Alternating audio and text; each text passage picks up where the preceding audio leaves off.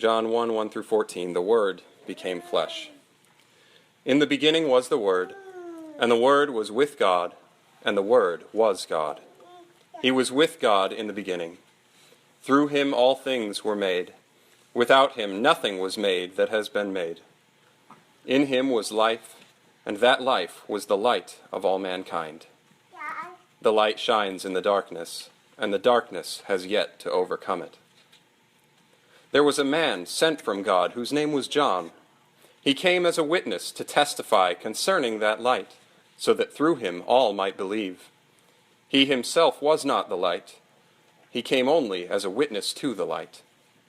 The true light that gives light to everyone was coming into the world. He was in the world, and though the world was made through him, the world did not recognize him. He came to that which was his own, but his own did not receive him.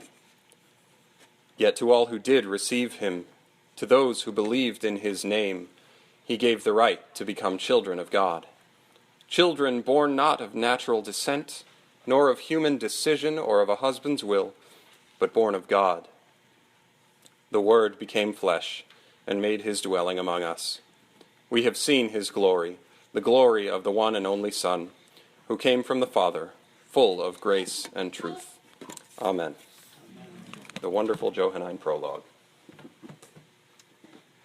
So, this morning we have a Christmas meditation entitled Lighting the Five Candles, or, alternatively, The Tale of the Five Sparrows.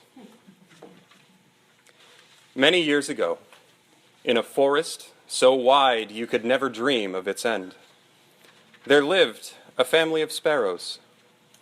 There were 5 in all. One mother, who cared for all in her nest with dedication and devotion, and 4 little sparrow chicks. These chicks laughed and played and ate and drank and learned to fly, all together. But they were not all the same.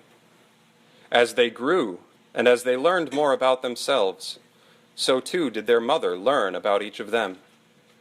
And so she gave them all names. The first sparrow she called Speranza. Speranza was the youngest and smallest of all her sparrow chicks, but she was also the most patient and had the biggest imagination. She had a way of seeing beyond the difficult times and foretelling the brighter days that lay ahead. Once, during a horrible rainstorm, when all the other sparrows were huddled together in their nest, cold and hungry and afraid of the night, Speranza turned to them all, unprompted and out of nowhere, and she said, "Tomorrow will be better." The second sparrow, the mother called Pace. Pace was the strongest, hardest working, and most diligent sparrow chick. Whenever it seemed that everyone else was done for the day, there Pace would be, continuing to gather sticks and twigs for their nest, helping his sparrow siblings with their flying lessons, and gathering food, grains, and seeds for their winter stores. Some days, when all the other sparrows were feeling overwhelmed with the gathering snow, Pace could be found, calmly skipping through it, leaving his sparrow prints for others to follow. The third little sparrow, the mother called Allegra. Allegra was always the happiest of the 4 sparrow chicks. Whenever one of her sparrow siblings was in a foul mood, Allegra could always find a way to cheer them up again. On one very sad day, the sparrows learned that one of the other birds from the next tree over had gone to sleep in her nest and would never be waking up again. In the midst of their sadness, Allegra sought to remind her family of just how lucky they were, because they still had each other. The 4th sparrow was the oldest and wisest of them all, and his mother called him Amare. Amare would often care for his brother and sisters when his mother couldn't. He was willing to do absolutely anything for his sparrow family, and he was always the last one to get angry. One day, the other sparrows had grown tired of being hunted by the forest's owls and hawks. and began to say cruel things about them. But Amare said to the sparrows, "All creatures need to eat. Let us forgive them." Despite all these gifts, and after some time, the sparrows began to notice something about the forest in which they lived. They noticed that it was not as young and green as it once had been. The trees were not as friendly, and the food became more scarce. The tree branches seemed to break up and rot away, leaving nothing for them to build their nests with. The other animals of the forest noticed this too, and many of them became angry and fearful. Some were very sad, while others thought it was time for them to leave. "The forest will not be around forever," they said.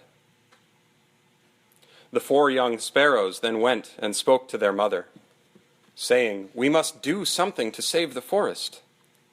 Speranza said, "I will go and try to help everyone look forward to tomorrow." Then Pace said, "I will try to help everyone stay calm and keep working." Allegra then said, "I will try to cheer everyone up with my singing." And finally, Amare said, "I will fly over the entire forest, and to all those who are hurt and angry, I will try to show compassion." And so the young sparrows went their separate ways, and did not see their mother for quite some time.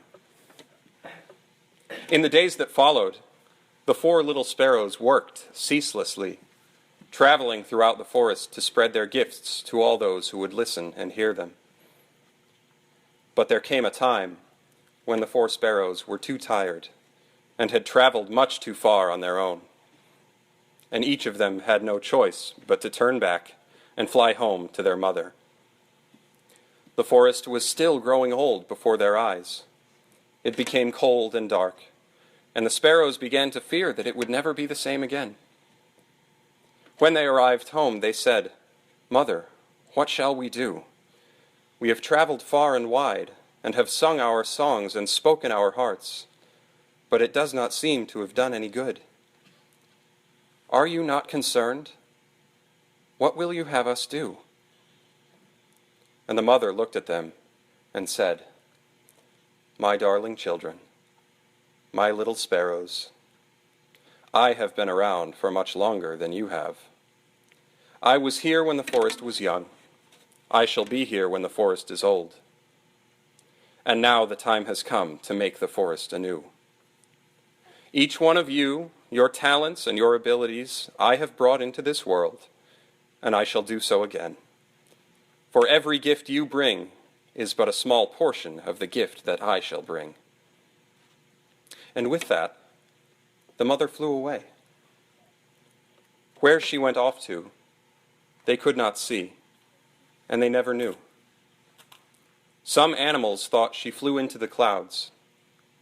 Others said it was the sun, and others the moon. And some believed she had flown into the night sky to become a star. In the weeks that followed, the young sparrows noticed their forest begin to change again. The green returned to the trees, and the branches began to grow back. Flowers bloomed in its meadows, and the songs of birds returned. And though they never fully understood what had happened, the sparrows knew that it was their mother who had saved them. They hoped that in time, the other animals of the forest would come to understand this too. And, even as they grew old, and spent many more seasons living in that vast forest, the little sparrows knew that somehow, some way, they would all see their mother again. Amen.